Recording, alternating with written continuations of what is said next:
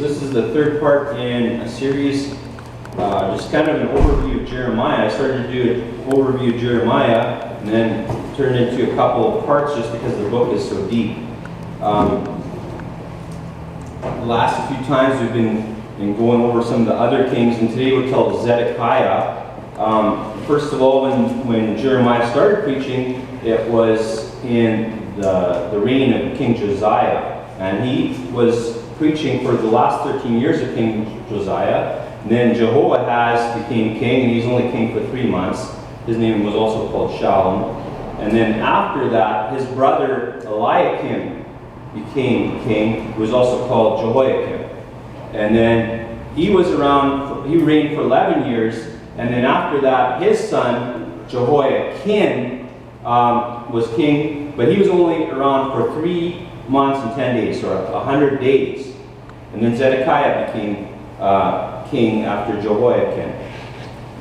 And that's how far we are in the time of Jeremiah's ministry. Now, the other thing I said last week is that the book of Jeremiah is not in chronological order.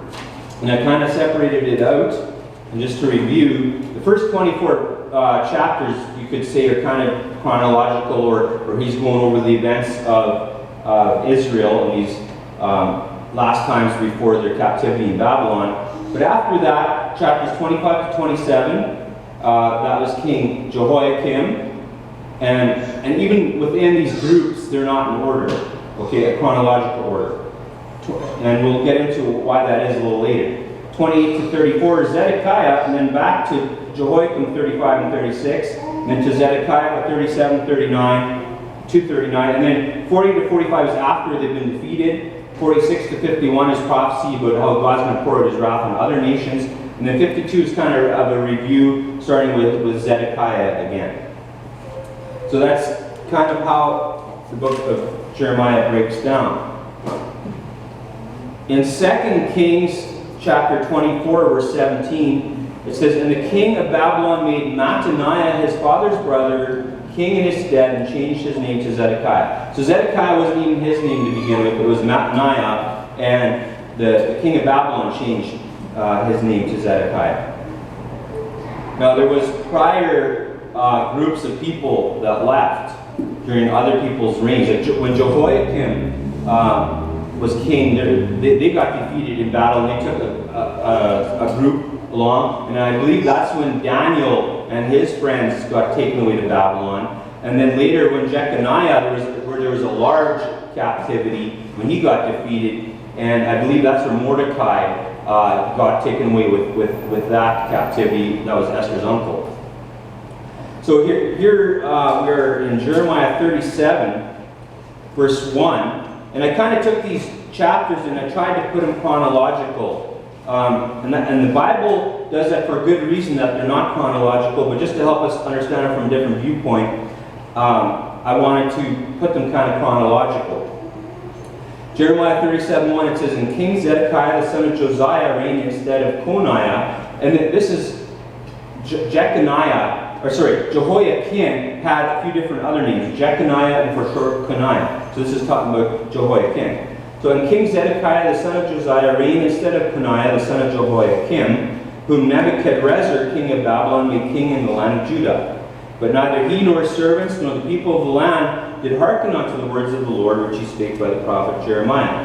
And that's where I'm going to stop in chapter 37 for now, because after that, it actually jumps ahead a little bit further, and chapter 28 to 31 actually come between that. So if you want to, if you're there in Jeremiah, go to chapter 28. Jeremiah chapter 28, verse 1, where the Bible reads, "And it came to pass the same year, in the beginning of the reign of Zedekiah king of Judah, in the 4th year and in the 5th month, that Hananiah the son of Azur the prophet, which was of Gibeon, spake unto me in the house of the Lord, in the presence of the priests and of all the people." So this is the 4th year of King Zedekiah, and Zedekiah altogether he reigned 11 years. So this is the beginning, towards the beginning of his reign. It's in the 4th year, 5th month. Verse 2, "Thus speaketh the Lord of hosts, the God of Israel, saying, I have broken the yoke of the king of Babylon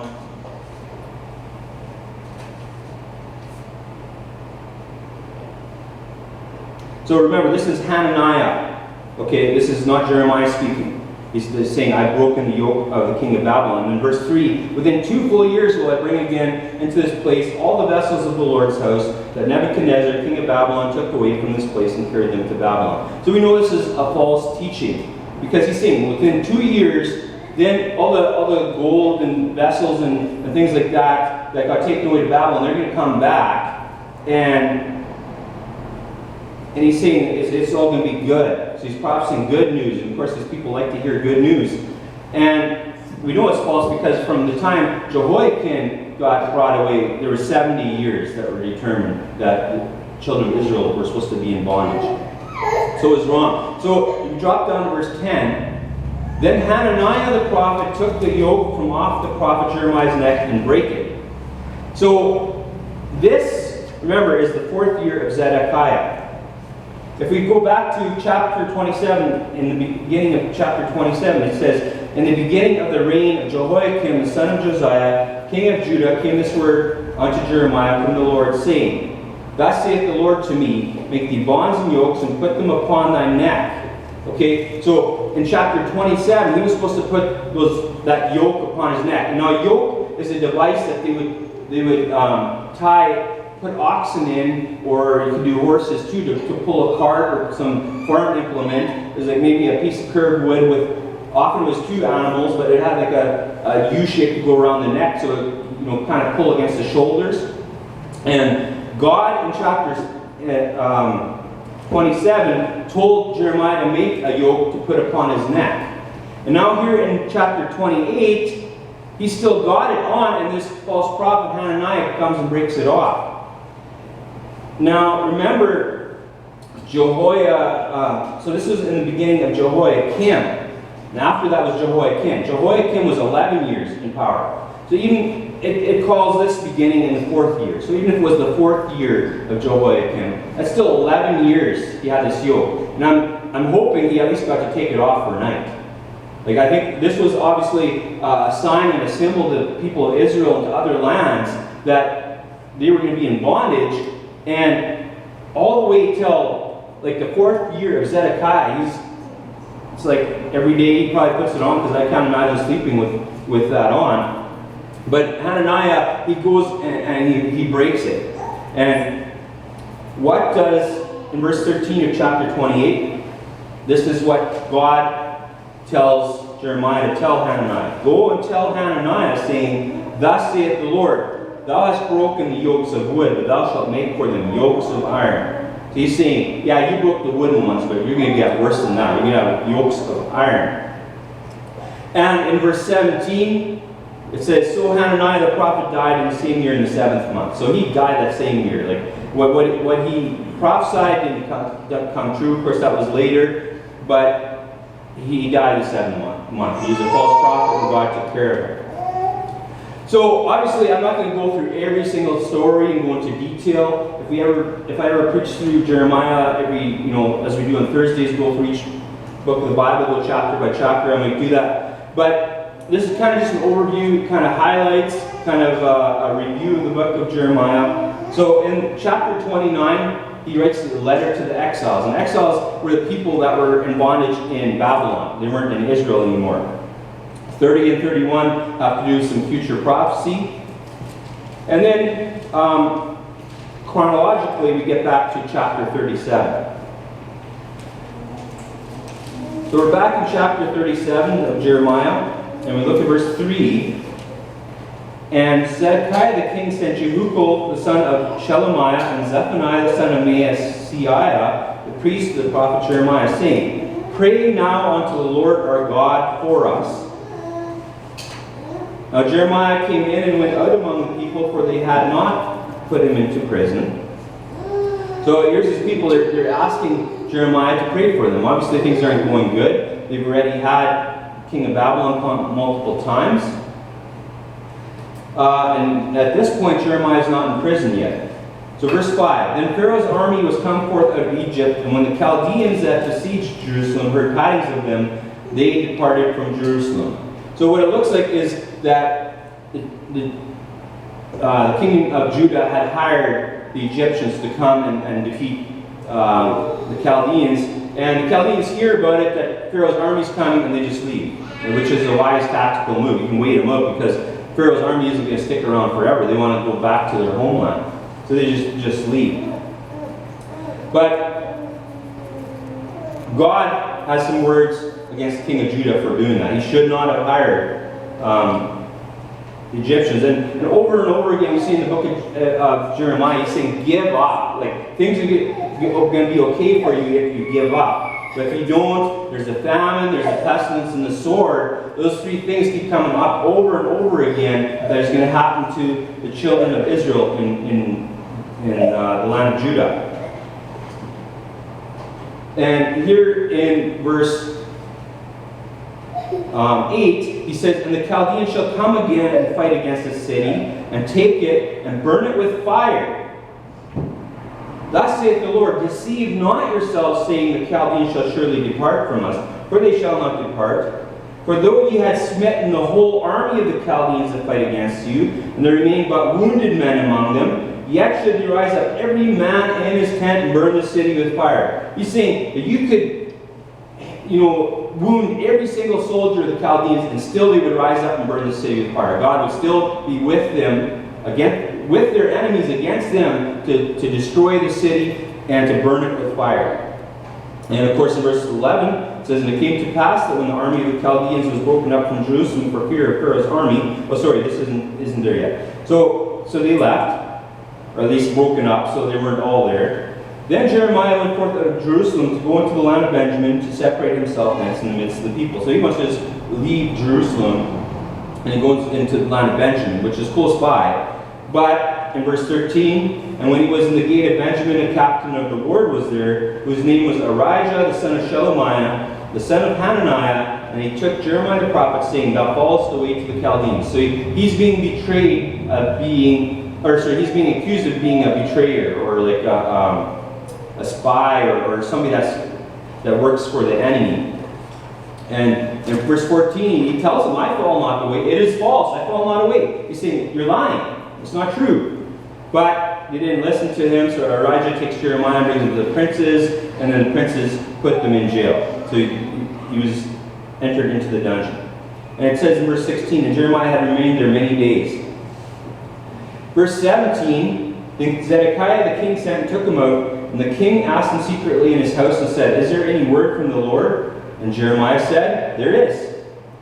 For, said he, thou shalt be delivered into the hand of the king of Babylon. And this keeps happening, especially when he's in prison. Zedekiah comes to him secretly, is there any news from God? And it's the same message, like you don't get it. And the one time Jeremiah says, if you give up, then everything's going to be fine. And what does Zedekiah say? He says, I fear the Jews. In other words, he's scared of them and making fun of him that he gave up. Instead, as we read later, his sons get killed before him, and that's the last thing he sees before they gouge his eyes out. So it would have been way better if he just would have given up and listened to God. And verse 20, Jeremiah, he makes a request for himself that he won't go back into the house of Jonathan the scribe because he fears he's going to die there. And verse 21, then Zedekiah the king commanded that they should commit Jeremiah into the court of the prison. So it's not as bad, it's not like the dungeon. And that they should give him daily a piece of bread under the baker's street until all the bread in the city was spent. Thus Jeremiah remained in the court of the prison. And so it's interesting when you're reading through the book of Jeremiah, if you read through it just chapter by chapter, he's in prison, and then all of a sudden he's not, because we're just reading through it as the chapters go. And I'm not quite ready to explain why that is. So in chapter 38,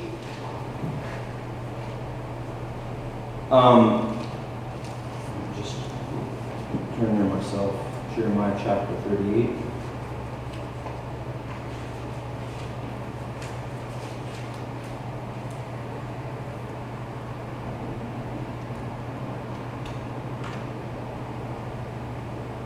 Okay, so chapter 38, there's this guy, or there's some guys, there's Shephatiah, and there's Gedaliah, and Jukal, and Pashur. They hear what Jeremiah has been preaching to the people. And they get upset because, well, it seems it's not patriotic what he's preaching, right? Like he's saying give up, and that's not patriotic. Imagine if the U.S. was at war, or Canada, let's say the U.S. was at war with somebody, and they're preaching, hey, just give up to China, or Trump, just give up to China. That guy would be ridiculed so fast and thrown into prison.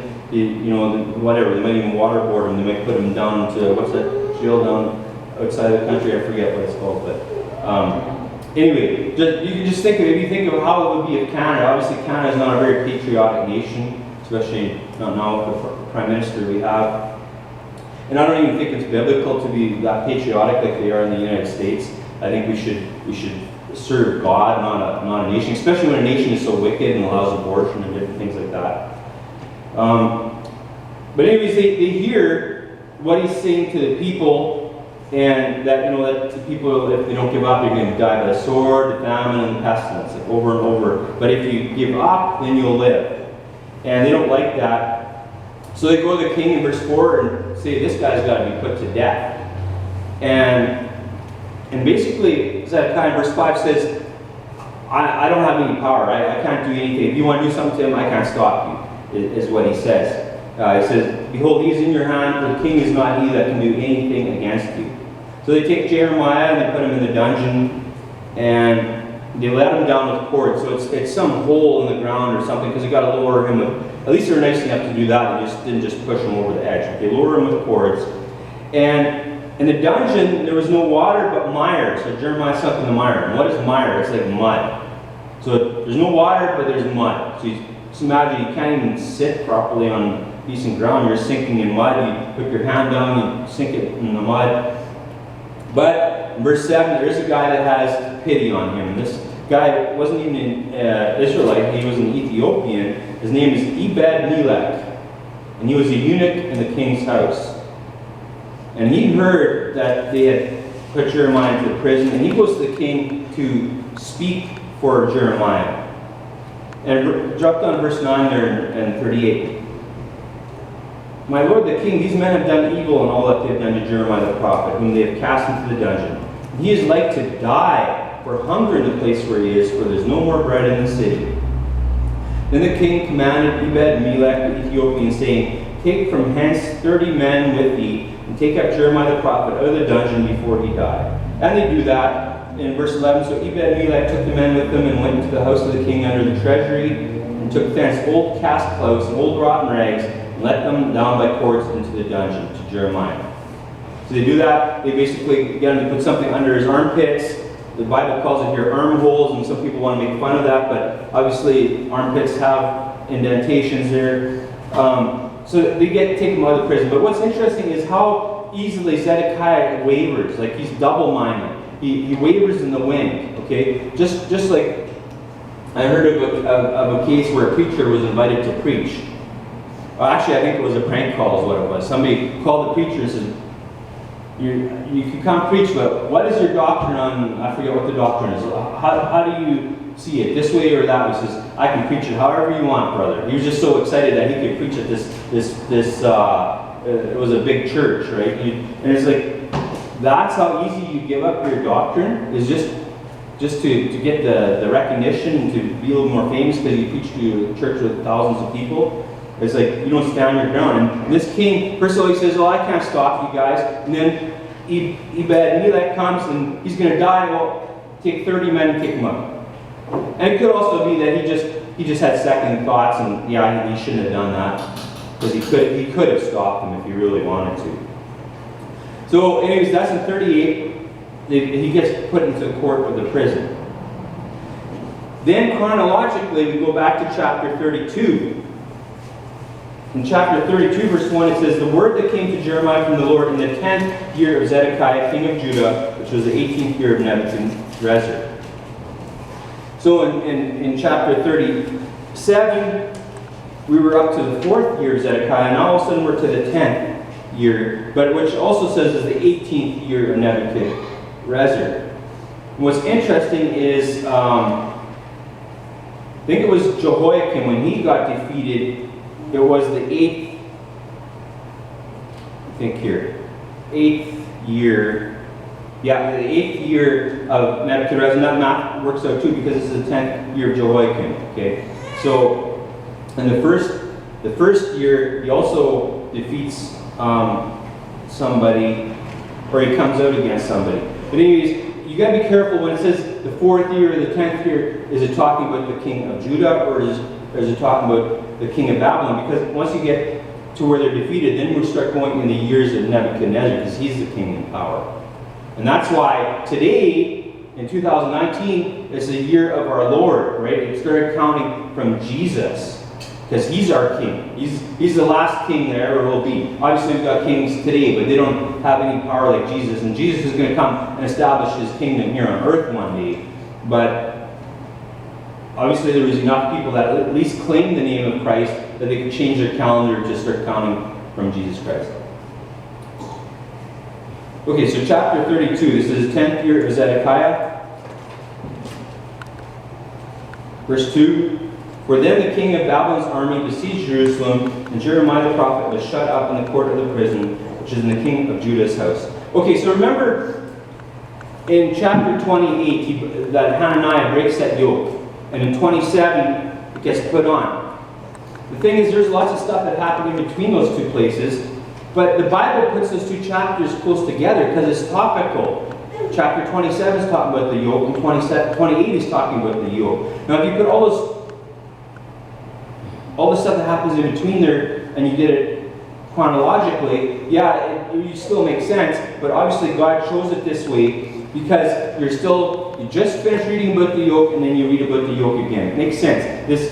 And this is done in other places in the Bible too, where it's not done chronologically, but it's kind of either topically, or they go through the story and then they go back and fill in some details. It's not that the Bible got something wrong and they add something at the end of somebody's life or something like that. For example, Exodus chapter 10, verses 27 to 29. It says, but the Lord hardened Pharaoh's heart, and he would not let him go. And Pharaoh said unto him, get thee from me, take heed to thyself, see my face no more, for in that day thou seest my face, thou shalt die. And Moses said, thou hast spoken well, I will see thy face again no more. So they've had it with each other. Pharaoh says to Moses, you're not going to see my face, and Moses says, thou hast well spoken, I'm not going to see your face again.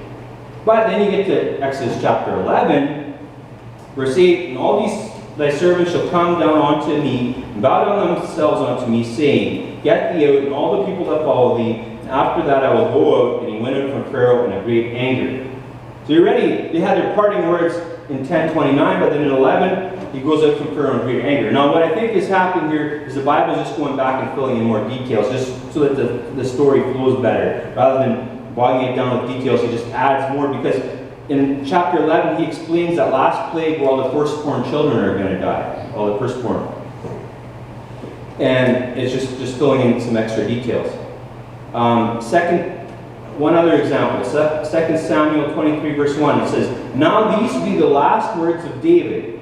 David, the son of Jesse, said, and the man who was raised up on high, anointed the God of Jacob, and sweet psalmist of Israel said. And then it goes on to say his last words.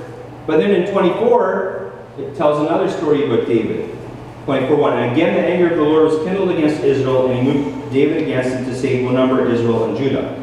So in verse 2 Samuel 23, he's saying these are the last words, but then 24 he tells another story about how they went and numbered the people when they shouldn't have, and the plague and all that happened.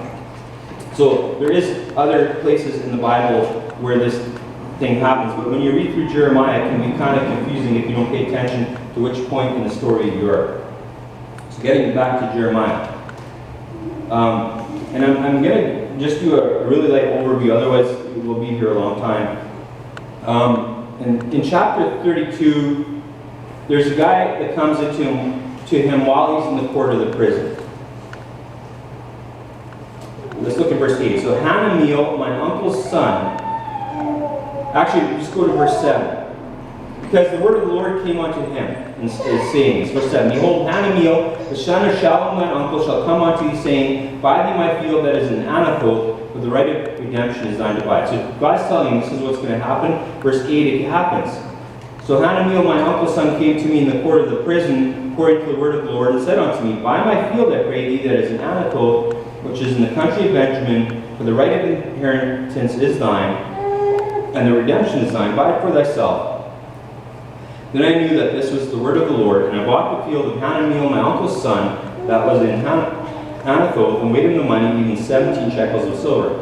And if you think about this, it's kind of strange because they're about to go into captivity. I mean, the 70 years has started, so it's not quite 70 years. But here's this guy, he's trying to sell a field.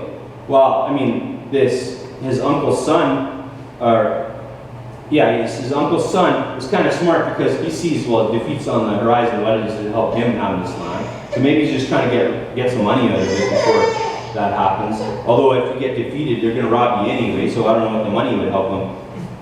But Jeremiah does buy it. And the thing is, God is using this to show, hey, you guys will come back. It's not like you're going to stay in Babylon forever. You guys will come back to your land.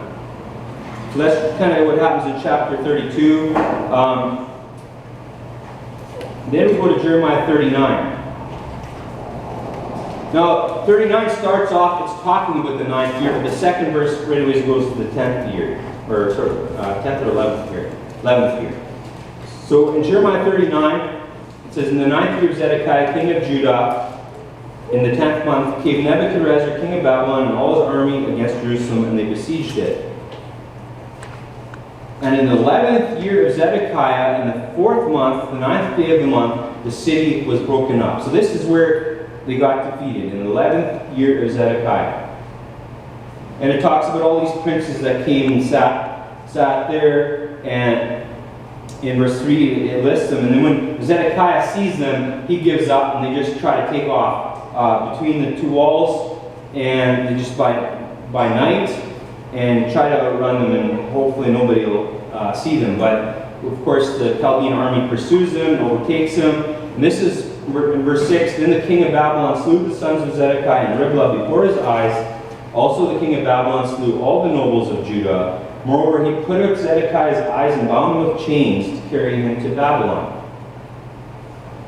Now so he took out his eyes, and first of all he slew his son. So that's pretty bad. He should have just listened to Jeremiah, because this is worse than some Jews making fun of him. I mean, as a leader, if you can't handle making fun of you, what right do you have being a leader? Because people are going to be against you, people are going to want to ridicule, especially as a religious leader, but even as a king, you don't think Trump makes fun of Trudeau behind closed doors? I'm pretty sure they do. And vice versa, and that's just leader to leader, but even people here are making fun of Trudeau, and people here down there are making fun of Trump. You got to develop a thick skin, otherwise how you get stressed out about everything. You wouldn't be fit for a leader. And it also says they carried him to Babylon with chains. So it's not that they just killed him after that. Now he had lots of time to think about this, with his eyes not functioning, just black, and he's thinking the last thing he saw was his son's being killed. And he had some time to think about it. Okay, so this is after the war is over, in 39 verse 11. Now Nebuchadnezzar, king of Babylon, gave charge concerning Jeremiah to Nebuzaradan, the captain of the guard, saying, take him and look well to him, and do him no harm, but do unto him even as he shall say unto thee. So God's servant got taken care of. Obviously, that doesn't mean God's people will always survive. There's people that die, like Stephen in the book of Acts, I believe it's chapter 7. He got stoned, okay? But they'll only die when God allows them to die. And if God allows you to die in the service of God, just think of the rewards you're going to get in heaven. But in the majority, I think, like Paul, look at all the different things that happened to him. The shipwreck, the stonings, the whippings, and he survived all that. And, I mean, some people think he eventually got killed, but I don't think so. I think God delivers him. And we can't say it for 100% for sure, because the Bible doesn't tell us what happened after he was in Rome. So Jeremiah, the king tells his captain, treat Jeremiah well, and he can either come to Babylon or he can stay. And he decides to stay with the people.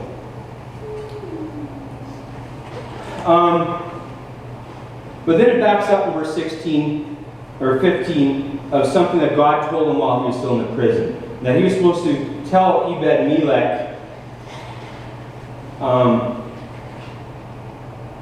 some words that the city was going to be destroyed, but he was going to deliver Ebed-Melech. So God remembered the good thing he did to Jeremiah. And in verse 18 it says, "For I will surely deliver thee, and thou shalt not fall by the sword, but thy life shall be for a prey unto thee, because thou hast put thy trust in me, saith the Lord." But notice it doesn't say because he did those good deeds. It says because he put his trust in him. And that's the way salvation is. It's not the good works we do, it's our faith in Jesus Christ. And I think this is kind of a picture of that too. Because you put your trust in me, you got delivered. Not because of the good deeds he did. Chapter 40, there's a guy called Gedaliah, and the king of Babylon puts him in charge as governor. And there's people that warn him, saying, there's this guy named Ishmael, he wants to come kill you. He said, oh no, that's not really true. I'm obviously very paraphrasing a lot. And then chapter 41, Ishmael does kill him. And he starts to carry the people to the Ammonites. But there's a guy named Johanan that rescues them. And in chapter 42, the people seem to get right with God, and they're asking, in verse 3, verse 2, "And said unto Jeremiah the prophet, Let me beseech thee, our supplication be accepted before thee, and pray for us unto the Lord thy God, even for all this remnant, for we are left but a few of many, as thine eyes do behold us. That the Lord thy God may show us the way wherein we walk, and the thing that we do." So they're actually at least have some semblance of asking God what we should do. But the thing is, when Jeremiah gives them what they're told to do, not to go to Egypt, they do it. They said, "Thou speakest falsely," in 43:2. "The Lord our God hath not sent thee to say, Go not into Egypt to sojourn there." That's the second half of verse 2. But they did it anyway. And in verse 7, they go into Egypt. And God tells Jeremiah he's supposed to take these stones and hide them in the clay in the brick kiln, which is close to Pharaoh's house, and basically prophesy about them that the king of Babylon is going to set his throne on those stones, so that Babylon is going to come and even take over Egypt. Egypt at one time was a powerful nation, but he was going to come even take over that. And I'm getting close to being done here. Oh, actually, I've got a few more points here. Basically, they said, we're not going to listen to you. And look at Jeremiah 44:18. It says, "But since we left off to burn incense to the Queen of Heaven, and to pour out drink offerings unto her, we have wanted all things and have been consumed by the sword and by the famine." They're saying, since we quit worshiping this idol, and the Queen of Heaven, I believe that's the same thing as what the Catholics worship. This Mother Mary idol statue. It's just a pagan religion taken and put a Christian name to it. And obviously the Bible tells us that these idols they worship are actually demons. They're not gods. But anyways, he's saying, since we stop doing that, that's when this bad stuff happens. And that's where people get a lot of things wrong. It's like, okay, they do some sin. Well, God didn't punish me right away, so it can't have been too bad, right? But they don't understand that God is long-suffering, and you'll only get your punishment often later. I mean, if you're not saved, you're going to maybe get away with it all your life, but then when you die, you're going to hell. But if you're saved, it might not happen right away. It'll build up, and then all of a sudden, a couple of years later, you'll get the punishment. You're chastising. It doesn't always happen right away. And the people that do this, they live their life according to what happens right after. They're mistaken. Because in 44:20, "Then Jeremiah said unto all the people, to the men, and to the women, and to all the people which had given him that answer, saying, The incense that you burned in the cities of Judah and the streets of Jerusalem, ye and your fathers, your kings and your princes, and the people of the land, did not the Lord remember them, and came it not into his mind? So that the Lord could no longer bear because of the evil of your doings, and because of the abominations which ye have committed. Therefore is your land a desolation and an astonishment and a curse without an inhabitant as at this day." He's saying God could eventually, he just couldn't bear this wickedness anymore, and he had to curse your land. So it's not that it was good while you're worshiping your idol. It's just that God was long-suffering. So even after all these bad things, the remnants that were left in Jerusalem, they still weren't serving God. They went to Egypt and talking about pouring out their drink offerings to the Queen of Heaven. So that's after the defeat of Jerusalem. And then 46 to 51 is the judgment upon nations. 46 is about Egypt. 47 about the Philistines. 48 about Moab. 49 is about a few different ones. Ammon, Edom, Damascus, Kedar, Hazor, and Elam. And then 50 and 51, there's 2 chapters about the judgment of Babylon. What you got to realize, the Bible is a very deep book. Okay? When it's prophesied, these things happen to these lands. But there's also a deeper, secondary meaning about future prophecy. There's a Babylon of the end times that is going to be wiped out. And some people think it's one land, some people think it's the other land. I kind of think it's within the next 100 years, as some other preachers have said, that it's likely the USA, because there's a verse in the Bible in Revelation that talks about who's going to buy all our stuff now that this Babylon is destroyed. And it might be just the city of New York. Who knows? And obviously, as history changes, it could be somebody else. But this is just kind of my guess. Because Babylon is going to be destroyed in the end times, and these people are going to weep. And like, who's going to buy all our stuff? And who buys most of the stuff in the world? Is the USA today. They got so many people that can afford to buy stuff. They can import just boatloads and boatloads of stuff from China. I mean, we do too, but not nearly to the scale because they have way more people. So that brings us to chapter 52. And chapter 52 is kind of a review of the whole book of Jeremiah. In verse 4, it's talking about the 9th year of the reign.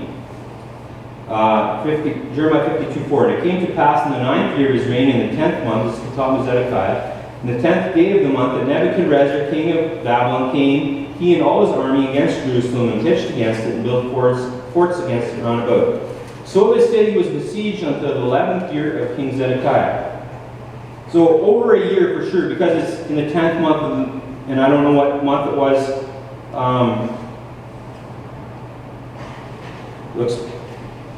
I'm not quite sure which month it was that they got destroyed, but it was over a year. Just imagine, you can stockpile so and so many food and groceries, but can you have enough for over a year? Like, especially as a city. Like, just imagine the money and the storage space and everything. It has to be within the walls so it can be defended, and just water. Hopefully they had a well within the city walls. So they were besieged, and that was a tactic. And even today, it's kind of used. Of course, we've got airplanes now, but like I say, for instance, Iran. I'm not sure if they're under a sanction or not, but the U.S. picks a country. Nobody can sell anything to them. So they have ships around, and they stop any vessel that's headed there. No, you can't. And what choice do you have? Either you get taken over by the U.S. or you turn around and go somewhere else. You know. So the siege is kind of happened today, but this was kind of a tactic for a city. 52 verse 12, it says, Now in the 5th month, on the 10th day of the month, which was the 19th year of King of Babylon, came Nebuzaradan, captain of the guard, who served the king of Babylon, into Jerusalem.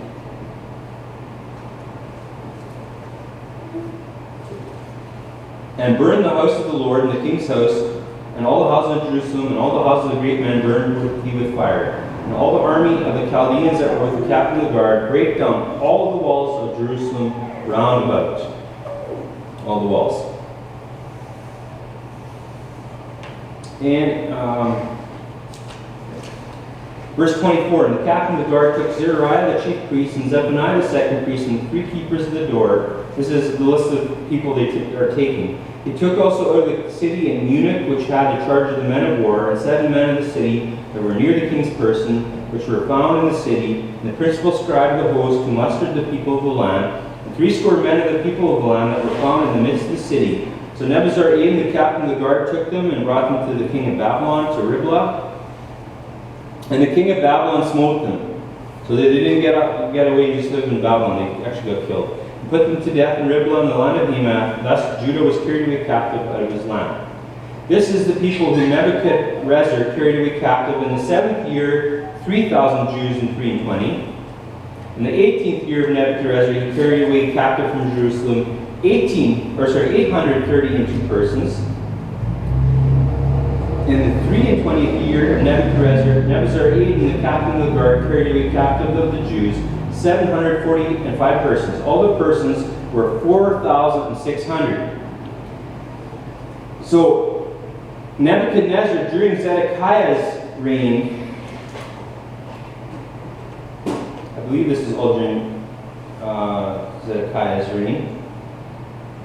Some of it might be a little bit before that. But the 4,600. But remember, in Jehoiakim's time, he took 10,000. Remember, there was the 7,000 mighty men, and there's a 1,000 tradespeople, like the crafts and smiths, and then there's 2,000 people who didn't specify what they were. So there's another 10,000 besides this 4,600. So those were the lucky ones. They actually, although wouldn't have been fun living in exile, and I'm sure they weren't treated like movie stars or anything like that, but it sure be dying.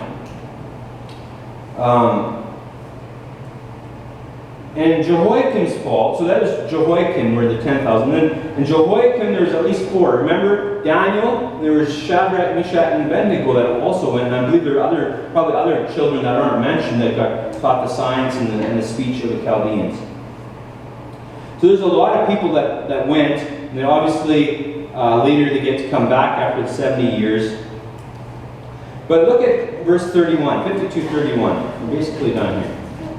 52 verse 31. And it came to pass in the 37th year of the captivity of Jehoiakim, king of Judah, in the 12th month, and the 25th day of the month, that Evil-Merodach, king of Babylon, in the first year of his reign, lifted up the head of Jehoiakim, king of Judah, and brought him forth out of prison. So this is a different king of Babylon already, but he takes him out of prison and he lets him eat at his table. And this has significance in prophecy. That's the 37th year of the 70 years. It's just over halfway. And when you read about when God starts pouring out his wrath, and when we get raptured, it's just over halfway. It says, blessed is he that comes to the 1,335th year. And if you figure that out to 1335, and this is going pretty deep, it might go over your head, especially if you haven't studied this. Out of the 7 years, that is basically exactly the 3.7 out of 7 years, if you calculate that. So it's very interesting if you look at that. That's something that is interesting that's in there. But okay, so just to review all together, Jeremiah started when there's 13 years left in Josiah's reign. So it's 13 years. Sorry, I said that wrong. In the 13th year of Josiah, so there's still 19 years left in Josiah's time. So that's 19 years. Then King Jehoahaz, 3 months. Jehoiakim, 11 years. Jehoiakim, 100 days. And Zedekiah, 11 years. So that's at least 41 years that Zedekiah preached. But then he kept going because he went to Egypt. Now, I don't know if this is Jeremiah that said this about Jehoiakim's being lifted up out of prison. Because if he did, that's another 26 years. Okay?